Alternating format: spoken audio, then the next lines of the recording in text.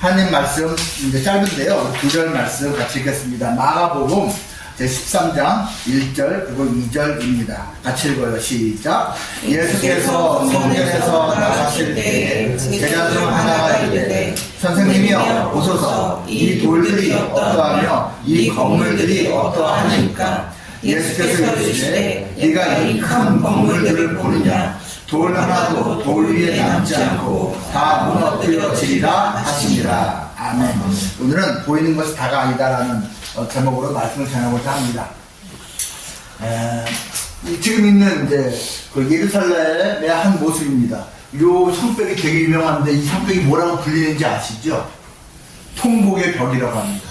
그냥 별칭이 통곡의 벽이에요. 여기 보면은 이제 유대인들이 이렇게 다 서갖고선 유대교 믿는 사람들이 다 서갖고선 이렇게 그냥 벽을 짓거나 머리를 박거나 하고 또 어떤 사람도 울어요. 또 이렇게 통곡의 벽입니다.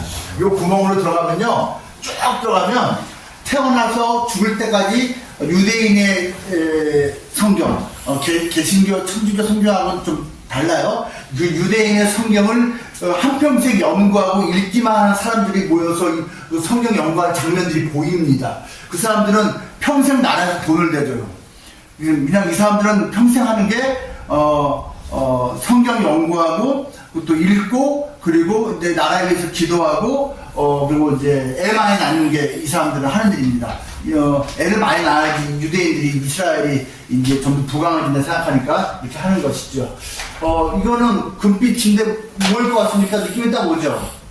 이건 무슬림들의 성전인 모스크입니다. 모스크예요. 이 통곡의 벽은요, 이제 오래전에 무너진 예루살렘 성전의 한 파트입니다. 다 무너지고 요거만 남았어요.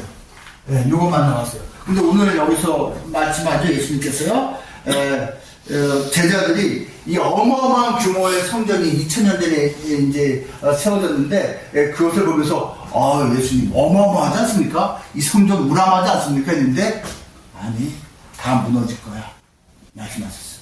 그리고 다 무너졌어요. 그리고 여기 돌이 작아 보이죠? 어마어마하게 큰 돌들이에요. 이 돌 하나가요, 1톤, 2톤, 5톤 이런 거예요. 톤 단위의 엄청난 돌들. 채석장은 여기서 몇 킬로 떨어져 있는 데서 다 싣고 와서 만든 되게 웅장했을 것 같아요. 지금은 요만큼만 남아있으니까 약간 작아 보이지만 웅장했을 것 같아요. 그리고 여기는 이제 무슬림들이 가는 곳인데요. 들어가는 길이 저쪽으로 뒤로 나와 있습니다. 여러분, 예루살렘은요, 이제 4개 지역으로, 예루살렘 되게 작아요. 그러니까 정사각형의 1km 되게 작아요. 예루살렘 전체가 1km밖에 안 돼요. 그 안을 4개 파트로 이렇게 나눠서요, 거주지가 달라요. 유대교 믿는 유대인들, 이렇게 유대인들 한 파트.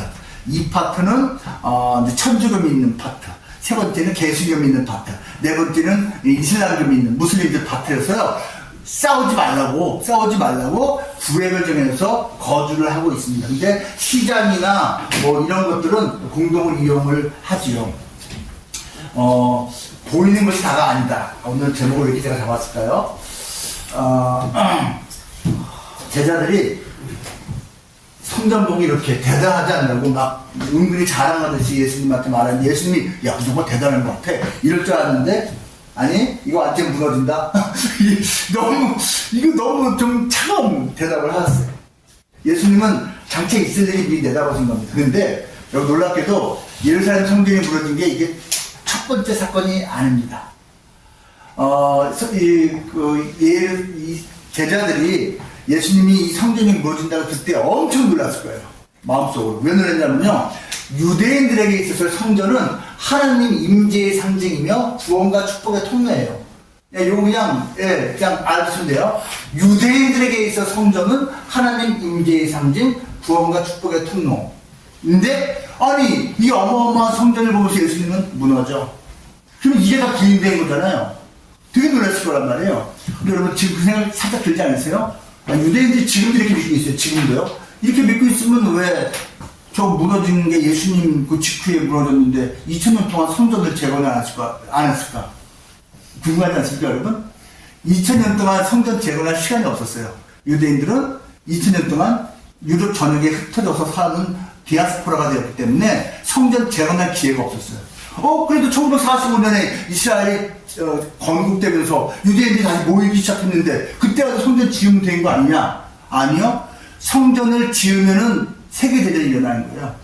이슬람교 또 다른 종교 믿는 사람들이 성전 재건하는 걸 너무 싫어해요. 그래갖고 지금까지도 이스라엘은 자기네가 이스라엘 그 무시무시한 무기도 갖고 있는 존재이면서도 성전은 지금도 못 지어요. 지금도요. 되게 상징적이기 때문에 그렇습니다. 그러니까 이슬람교 사람들 특히 싫어하거든요. 성전을 지으면 저들의 하나님이 임재하고 저 유대교 사람들이 구원받고 축복받는 거라 그대로 생각하는 거예요. 근데 이런 게 아니거든요, 사실은요. 오래전에 하나님이 이미 선포하신 적이 있어요. 너희와 성전은 바벨론에 의해서 반드시 함께 멸망당한다. 하나님이 벌써 이런 걸 말씀하셨어요. 오래전에. 근데 바벨론은요, 지금으로 말하면요, 이라크 생각하면 됩니다. 이라크 그 사람들이에요. 멸망당한다. 왜냐? 하나님 이렇게 말씀하세요. 너네 성전 믿고 함부로 죄악 중에 살아가는 모습이 내 앞에서 가증하기 때문이다. 그들은요, 이 성전 멋지게 있으니까, 여기 하나님이 있으니까, 하나님이 이것 통해서 우리가 복 주니까, 그냥 기쁘다. 그리고 막 살자. 이미 이것 때문에 당상이다. 나 이것 때문에 구원받았다. 난 이것 때문에 하나님의 백성이 되었다. 이것 때문에, 요것 때문에 복받고 막 살아도 돼. 완전 이게 가시가 어리석은 모습이거든요. 나는 뭐 하나님 백성이니까 막 살아도 돼? 이게 뭡니까? 하나님 백성이니까 정직하게 살아야지. 하나님 백성이니까 겸손하게 살아야지. 하나님 백성이니까 착한 양 살아야지. 하나님 백성답게 살아야 되는데 오히려 성전 믿고 함부로 죄악을 가지고 날뛰며 살았어요. 유대인들이요. 그래서 하나님이 니네 아니야. 성전 필요 무슨 의미가 있어? 무너진다. 하나님을 섬기겠다고 만든 성전인데 하나님이 무너뜨려 버렸어요. 보이는 게 다가 아니라는 거예요. 첫 번째 성전은요, BC 10세기에 건축됐습니다. 다윗 아들 솔로몬이 지었는데요. 이렇게 생겼냐고요? 이건 그림이지만 성경에 이렇게 설계도 설명하는 것 같은 게 써 있어요. 크기는 어떻고 높이는 어떻고 그 앞에는 여기 뭐 연기가 올라가는 거예요. 제사 지내는 단은 이렇게 생겼고 그다음에 이게 물 담는 엄청난 큰 그릇이에요. 엄청 크죠? 이게 손 닦는 데고요. 이게 들어가는 데고요. 그러니까 성경에 다 써져 있기 때문에 그 성경을 내용을 가지고서 추측해서 그린 그림인데요. 뭐 이게 솔로몬 성전이고 유대인들의 엄청난 자부심이었죠. 그런데요, 결국은 하나님 말씀하신 대로 됐어요. BC 586년에 파괴가 되었습니다. 그리고 파괴된 다음에 나라가 같이 멸망한 거예요. 성전 파괴 날이 나라 멸망한 날이에요. 그때 백성이 포로로 이라크 땅으로 엄청나게 끌려갔습니다. 그리고 끌려갈 때요, 그냥 단순히 이렇게 끌려간 게 아니고요. 이렇게 콧게 끌려가고요. 이렇게 끌려가서 귀 뚫려서 다 묶어 도망치지 못하게 아주 비참하게 끌려가서 포로 생활을 한 거예요. 얼마나 비참했을까요? 이 사람들이요. 유대인들하고 중동 사람들하고 사이가 안 좋은 거 느낌이 살짝 오죠. 보이는 게 이제 폐허뿐인 거야. 이건 지금 실사진인데요. 뭐 이런 식의 폐허가 나는 거예요. 유대인들 살던 거. 포로로 엄청나게 끌려가고 이제 폐허밖에 없는 거예요. 자, 이제는 거꾸로 성전 보면서 프라이드가 있던 자들이 나라 멸망한 폐허가 된 걸 보면서 절망한 거예요. 이제 우리 끝났구나. 우리 민족은 끝났구나. 했는데 하나님이 또 이런 말씀하세요. 아니, 보이는 게 다가 아니야. 니네들이 보이는 거 믿고서 그렇게 날뛰다가 함부로 하다 망했지? 이제는 다 완전히 폐허가 됐지? 이제부터 다시 시작이야. 보이는 게 다가 아니야. 하나님 약속하십니다. 니네 70년 후에 고향으로 돌아올 거야. 회복될 거야. 내가 너희를 다시 살려줄 거야. 여러분, 나라가 망했는데 70년 후에 고향으로 돌아온다면 이게 상상이 됩니까? 있을 수 없는 일을 하나님 말씀하신 거예요. 근데 정확히 하나님 그 일을 이루셨습니다. 70년 후에요. 516년에 백성들을 돌려보렸습니다. 여러분, 70년 동안 무슨 일을 벌였는지 아세요? 이라크 제국, 그게 바벨론 제국이에요. 바벨론 제국이 통치를 이렇게 하다가 오래 못 갔어. 더 큰 나라가 먹었어. 그 이란 제국이에요. 당시에는 페르시아 제국이라고 합니다. 페르시아 제국이 바벨론 제국을 갖다가 멸망시키고 대신 통치하게 된 거예요. 포로를 끌고 들어온 이스라엘 백성들도 페르시아가 이제 통치하게 된 거예요. 근데 페르시아 왕이 수십 년 전에 끌려 들어온 너희 유대인들 고향 땅으로 선조 땅으로 가고 싶으면 가! 돌아가! 이런 거예요. 아니, 이런 황당한 일이 어딨어요? 그래서 하나님 말씀하신 대로 정확히 10년 후에 BC 586년에 성전 멸망했거든요. 돌아와서 BC 516년에 성전 재건됐어요. 그대로 하나님 말씀하신 그대로 됐거든요. 근데 요 재건된 두 번째 성전을 수르바벨 성전이라고 하는데, 왜냐면 그 다윗과 솔로몬의 후손이 있을 거 아니에요. 그 후손이 총독으로 와서 그의 총독 지휘하에 새롭게 지어졌거든요, 성전이요. 그래서 이것을 제2성전을 수르바벨 성전이라고 하는데, 이 성전도 또 마찬가지로 BC 62년, 세월이 460년 지났죠? 지난 다음에, 450년쯤 지난 다음에 로마 제국에 의해서 멸망을 당합니다. 뭐 아주 정확히 말하면 이때 로마 제국이라는 말은 안 쓰냐, 로마라는 나라 하나였지만 어쨌거나 로마에 의해서 BC 62년에 파괴됐어요. 제2성전이요. 그리고요, 파괴된 다음에 몇 년 있은 다음에 그 제2성전, 두 번째 지은 성전이 일부만 남았거든요. 그 일부 남은 거를 재건하고, 재건에다가 플러스 증축까지 한 사람이 헤롯이라는 왕이에요. 헤롯이라는 왕은 로마 제국 하에서 분봉왕이 많았는데, 분봉왕이라는 건요, 로마 황제가 최고 왕이야. 황제야. 근데 지역마다 왕을 줘. 1왕, 2왕, 3왕, 4왕, 5왕, 6왕 이렇게 하고선 지역별로 다스리게 한 거예요. 그러니까 총독 같은 거예요. 그것도 왕이라고 불러줬는데, 헤롯이라는 왕이 유대인들의 환심을 살기 위해서 파괴되어서 몇 년째 남아있는 제2 두 번째 성전을 재건하고 증축까지 했어요. 그것을 헤롯 성전이라고 해요. 근데 이걸 얼마나 크게 지었냐면, 여러분, 84년 동안 지었어요. BC 20년부터 AD 64년까지 84년 동안 건축해갖고선 세 번째 성전을 지었는데, 이거를 제3성전이라고 부르진 않아요. 제2성전을 재건했다고 그냥 말합니다. 제2성전 재건. 그래서 제3성전이라는 말 없어요. 근데 여러분, 지금 스페인의 바르셀로나의 라 파밀리아인가? 하여튼 뭐 가족성당이라는 뜻인데, 그게 몇 년 짓고 있는 거죠? 100년 넘게 짓고 있죠. 여러분 되게 많았어요. 웅장하고. 근데 여기도 보세요. 84년이나 걸려서 지었으니 얼마나 웅장하겠어요. 근데 예수님이 아까 그 무너질 거야 말한 건요, 이제 그 건축 후반부였어요. 다 지어진 후가 아니고 AD 33년쯤, AD 33년쯤에 말한 거니까 한 5, 60년 동안 짓고 있는 중에 말한 거였어요. 그리고 아직 지어지려면 몇 년 더 시간이 필요했지만 미리 예수님 말씀하신 거예요. 지금 뭐 앞으로 몇 년 있으면 다 끝나겠지만 저 공사, 저 성전 무너질 거야 라고 예수님이 말씀하신 거예요. 그리고 다 지은 지 여러분 보세요. 64년에 완공됐는데 다 짓고 나서 7년째, 6년 만에 멸망당합니다. 이거 다시 한번 로마에 그랬어. 아니 로마가 통치하고 있었는데 왜 멸망을 시켰을까요? 이미 통치하고 있는데 반란이 일으켰거든요. 반란. 이 사람들이 성전을 다 지으면 무슨 생각이 머리에 들어올까요? 자세히 한번 생각해보세요. 아까 말씀드렸죠. 성전이 뭐라고요? 하나님 임재의 상징이고 구원과 축복의 상징이라고 했잖아요. 그러니까 너무나 오랜만에 성전이 재건되고 84년 만에 완공된 성전이 너무 웅장하니까 유대인들이 자신감이 확 올라오고, 야! 이거 하나님 우리하고 함께하는 게 맞아. 이거 다시 우리 로마 통치부터 앞쪽에서 벗어날 수 있어. 하고선 반란을 일으켜서 로마한테 막 대항을 한 거예요. 반란을 일으켰어요. 로마가 웃기고 있네 하고선요, 3년 동안 전쟁을 했어요. 그래서 3년 동안 전쟁하고요, 로마가 개박살내버렸습니다. 완전히. 예루살렘을 다 박살내고요. 그때 이 성전마저도 개박살내고 한 귀퉁이가 남은 게 아까 사진 보여준 거예요. 이때 멸망당한 거예요. 그리고 이 예루살렘에서 3년 동안 항거하다가 힘이 빠져가고선 도망친 사람들이 저기 사해라는 남부지방 지역에 마사다라는 요새로 도망갔어요. 마사다 들어본 적 있지 않으세요? 마사다 항전이라는 거. 거기 가고선 또 요새에 가고선 잔당들이 마저 또 계속 항거를 했어요. 마사다에서. 그러면 요새입니다. 네, 로마가 보통이 아니잖아요. 3년 동안 또 막 그 잔당들하고 싸우는데 결국 마지막 순간이 됐어요. 더 이상 못 버틸 때 그 마사다에 남아있던 수백 명의 그 항거하던 사람들이 100% 자결을 했습니다.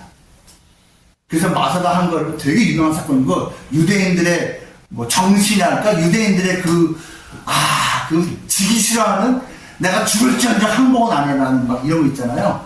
그걸 보여준 사건인데 어쨌거나 이때 멸망한 거예요. 결국 성전은 멸망당하고 뭐 됐다는 얘기. 지금 더 이상 성전 건축 안 해요. 왜? 그때 멸망한 다음부터 유대인들은 2000년 동안 로마한테 개기다가 박살난 다음부터는 2000년 동안 더 이상 로마가 이 일을 가만두지 않고 흩어버린 거예요.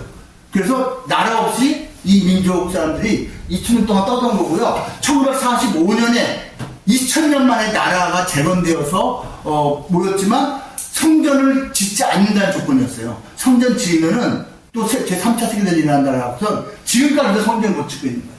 근데 이거 영적으로 보면 이겁니다. 하나님이 허락하지 않냐면 성전이 형제 궁극적 실체이신 예수님이 왔기 때문이에요. 아까 성전이 뭐라고요? 하나님 임재의 상징이고 구원과 축복의 통로라고 했죠. 건물이 아니라 예수님인 거예요. 성전은 바로 요것을 상징하는 게 맞지만 실체는 건물이 아니라 예수님이기 때문에. 근데 예수님이 이미 왔잖아요. 그래서 더 이상 성전이 필요 없기 때문이고요. 눈에 보이는 것에 현혹되는 시간을 더 이상 용납하지 않으시기 때문입니다. 사람들이 자꾸 눈에 보이는 것대로만 믿고 따라가거든요. 더 이상 하나님이 아니야, 더 이상 성전 아니야, 더 이상 눈에 보이는 거 아니야 라고 말씀하시는 거예요. 그래서 어제 교회 다니시는 분이 좀 있는데요. 그냥 알아두세요. 우리가 교회에서는 좀 거룩하게 말하려고 예배당 갔다가 성전, 또 우리가 교회 건축할 때 성전 건축이라는 표현을 하는데 신학적으로는 틀린 말입니다. 성전 없습니다. 그냥 교회 건축이고 예배당 건축이에요. 이게 정확한 표현인데 좀 거룩하게 말하는 사람들이 자꾸 성전 건축이라는 잘못된 표현을 씁니다. 근데 제가 오늘 성전 얘기를 굳이 하는 이유는 인간 얘기하려고 하는 겁니다. 인간도 마찬가지예요. 겉으로 보이는 것이 다가 아닙니다. 여러분, 인간이요, 겉으로 되게 아름답고 멋져 보인다고 해서 다 아름답고 멋진 존재이기만 할까요? 반대로.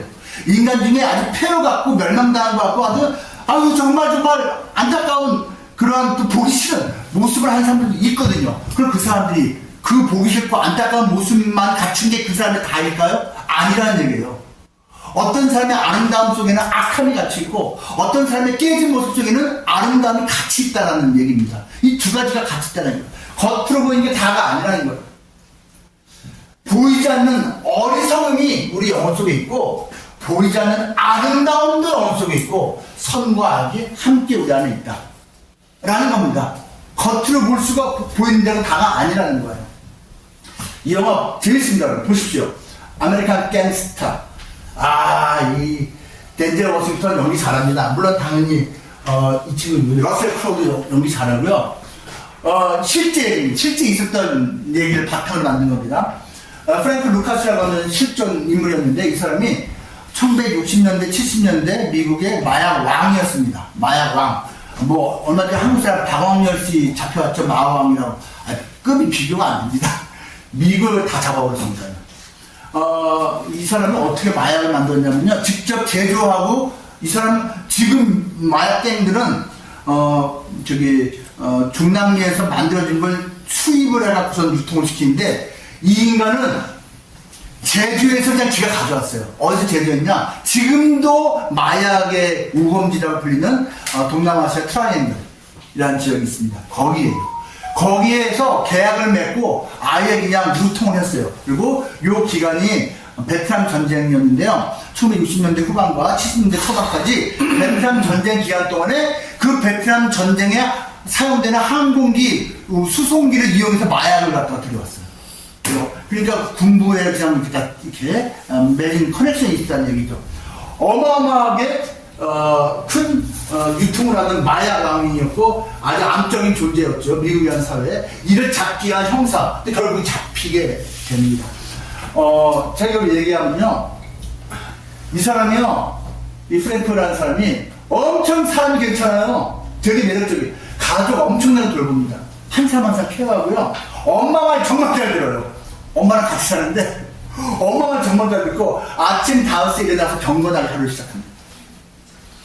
매주 나 진짜 미치겠어 진짜. 매주 교회를 나가요. 예배를 드려요.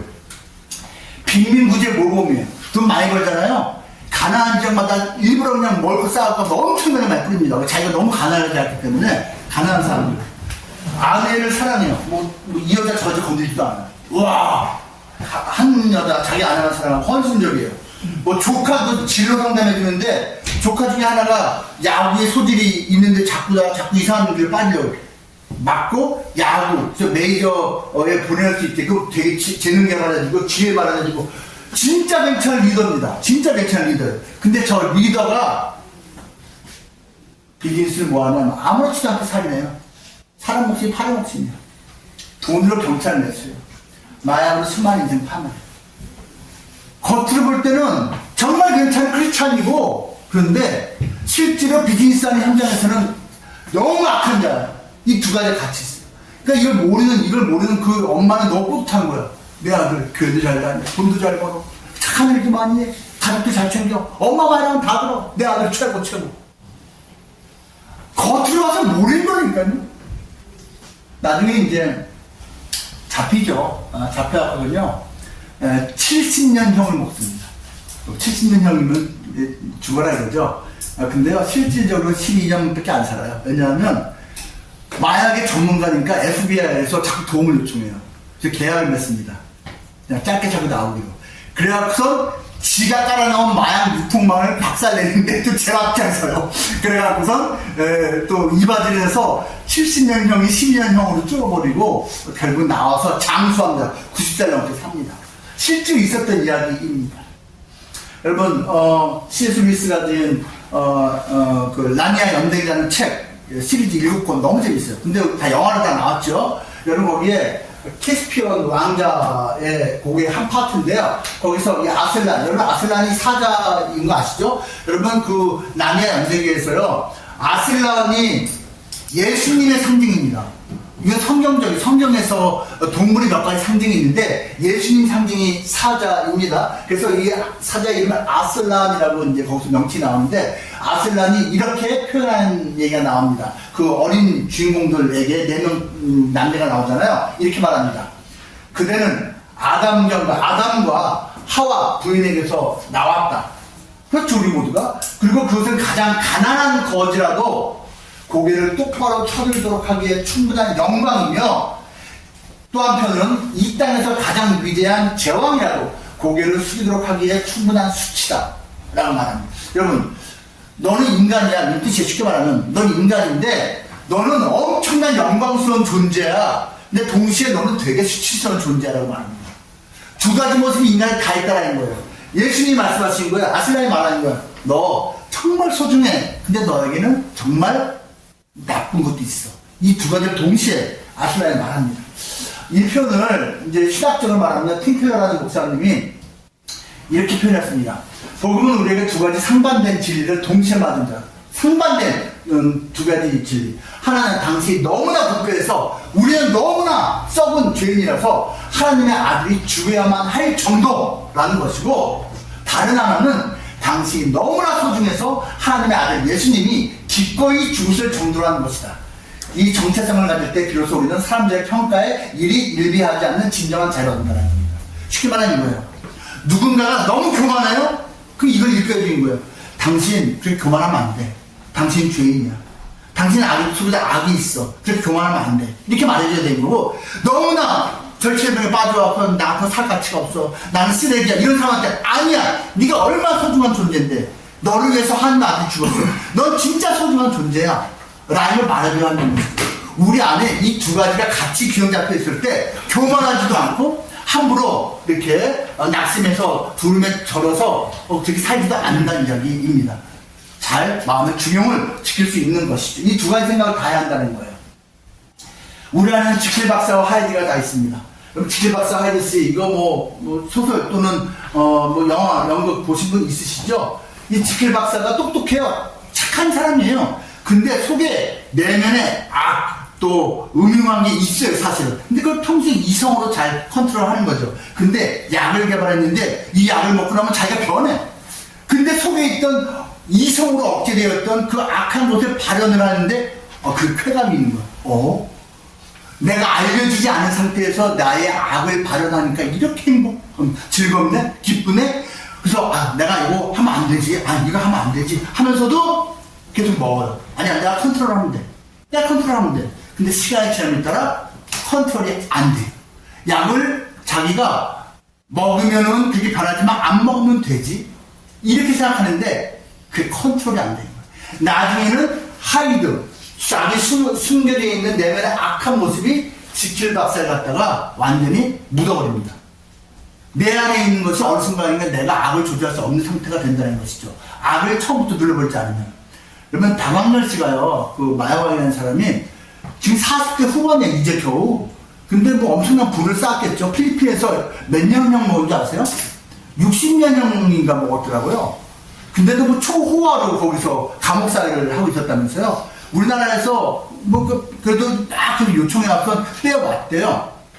근데 이 사람이 30대, 40대 초반까지 그거였다면서요. 참치 같은 수산물 유통업자였다면서요. 여러분 사진을 보면 이제 눈빛이 달라요. 그 장사할 때는요, 사람 되게 성실하고 착해 보여요. 지금은요, 완전히 눈빛이 다릅니다. 눈빛이 달라요. 우리 안에도 여러분, 선과 악이 같이 공존하거든요.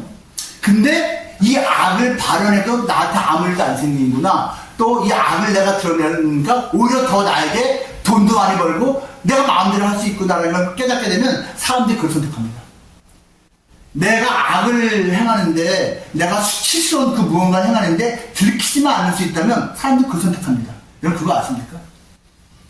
그래서 내 안에 있는 것을 이성이 다 컨트롤할 수 있다? 그거 못합니다. 안 됩니다. 어느 순간인가? 그래서 파워가 주어지는 거 되게 위험한 일이에요. 트럼프가 진짜 위험한 인물인 게 그를 제어할 인간이 없잖아요. 여러분, 제어를 옆에서 누가 못해주면 이 사람은 반드시 타락합니다. 반드시 타락해요. 다윗이라는 위대한 우리 믿음의 선배도 왕이었기 때문에 옆에서 막는 사람 없잖아요. 그러니까 남의 가정 여자 데려와서 지가 차지하고 애를 낳고 그래서 그 남편 죽여버리잖아요. 다윗과 같은 하나님의 사람도요, 그런 순간이 올 수가 있는 것이 인간이라는 이야기입니다. 우리 안에 다 저런 모습이 있다라는 거예요. 그럼 어떻게 해야 되는가? 내 안에 선과 악이 함께 있다는 걸 인정하는 게 중요합니다. 나는 선하기만 하다 이거 아니에요. 물론 반대로 나는 악하기만 하다 이것도 아닙니다.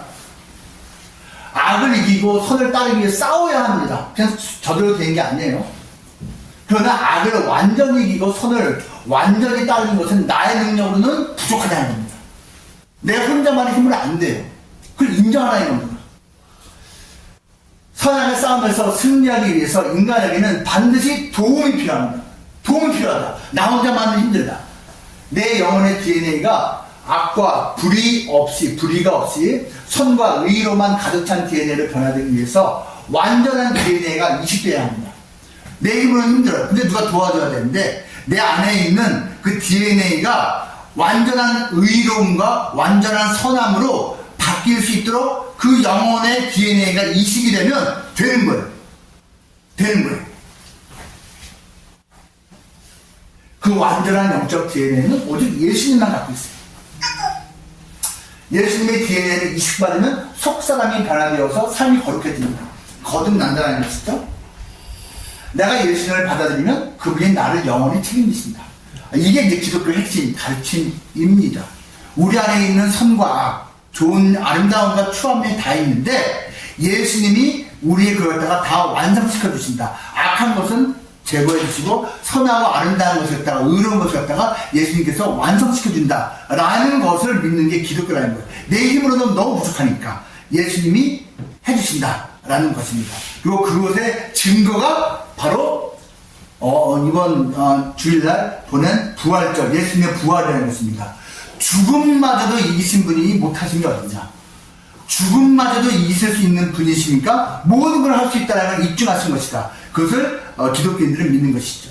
그래서 여러분에게 말씀드리는 겁니다. 하나님 여러분 사랑하십니다. 영원하시면 사랑하십니다. 이 예수님을, 이 하나님을 여러분께서 마음속 깊이 만나는 또 영접하는 그날도 꼭 오길 축복합니다. 기도하겠습니다. 하나님 감사합니다. 하나님께서 사랑하시는 피난민들, 우리 영원하시는 지금들 또 잠시 마음을 모아서 말씀을 생각해 보았습니다. 하나님 우리 안에 선과 악이 같이 있음을 압니다. 하나님께서 아름답게 우리를 만드셨지만 우리 안에 죄, 악이 들어갔고 그 죄악이 좀 남들 모르는 그 모습에서는 은근슬쩍 나오기도 하는 또 때로는 노골적으로 드러나기도 하는 것이 우리의 솔직한 모습입니다.